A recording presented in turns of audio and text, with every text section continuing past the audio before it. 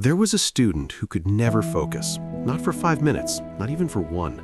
His mind was everywhere except where it needed to be, until a teacher showed him something that didn't just change his grades, it changed his life. His name was Ryan, 16 years old, sitting in the back row, eyes wandering everywhere. He wasn't a bad student, he wasn't lazy, but his mind never stopped. During math class, he thought about basketball. During history, he thought about a conversation from yesterday. During exams, his brain would freeze. Not because he didn't know the answers, but because 100 other thoughts drowned them out. "Ryan, are you even listening?" Teachers asked him that every single day. And honestly, he wasn't. Not because he didn't want to, but because he didn't know how. His mind was like a wild horse, running in every direction, never still, never controlled. And Ryan, he was just holding on, barely. One afternoon, Ryan sat alone in an empty classroom, head down, frustrated, tired. Another failed test, another disappointing grade. He knew the material, he studied, he tried, but when it mattered, his mind betrayed him. The classroom door opened.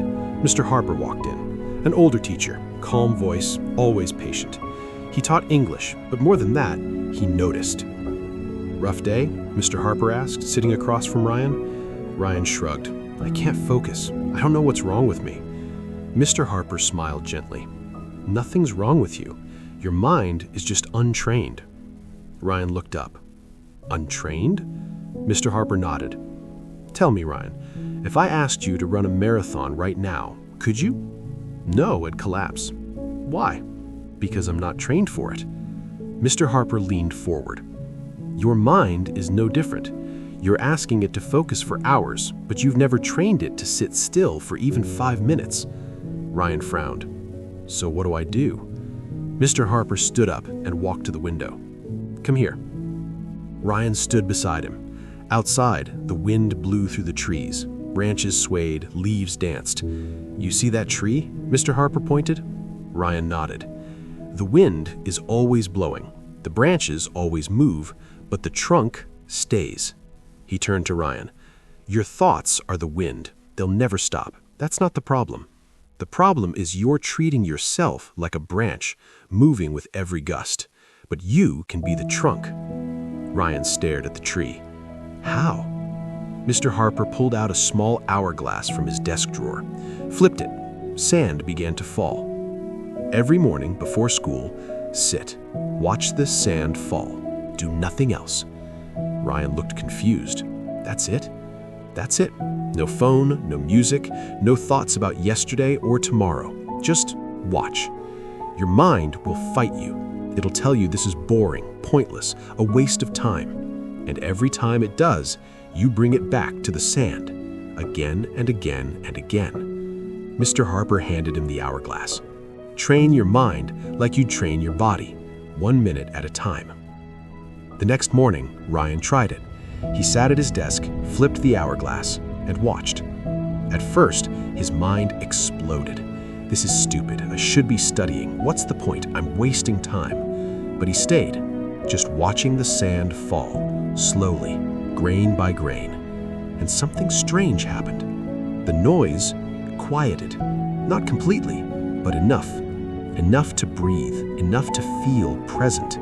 For the first time in years, Ryan wasn't thinking about 10 things at once. He was just there. Days passed, then weeks. Every morning, the hourglass, the silence. And slowly something shifted. In class, when his mind wandered, he noticed it and brought it back, like Mr. Harper said, again and again. During tests, when panic tried to flood in, he paused, took a breath, focused on one question, just one, then the next, then the next.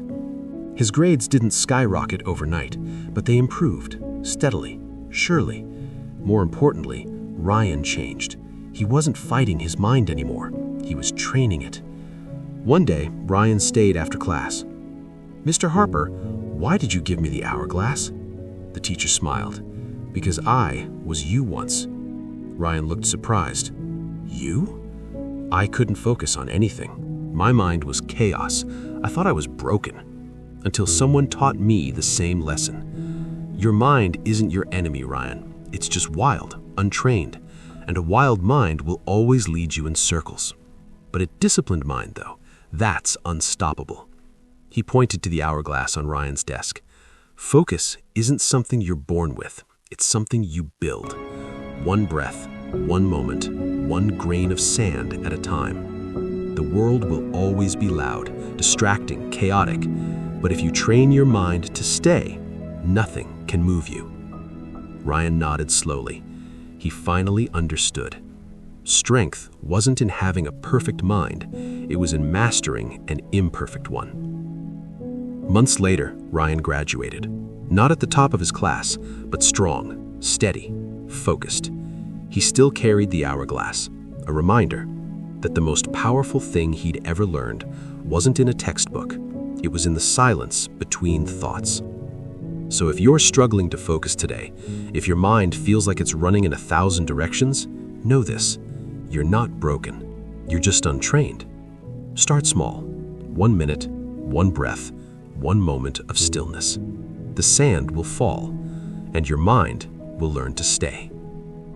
If this story gave you clarity, share it with a student who needs to hear this, and subscribe for more tales that teach what schools never do.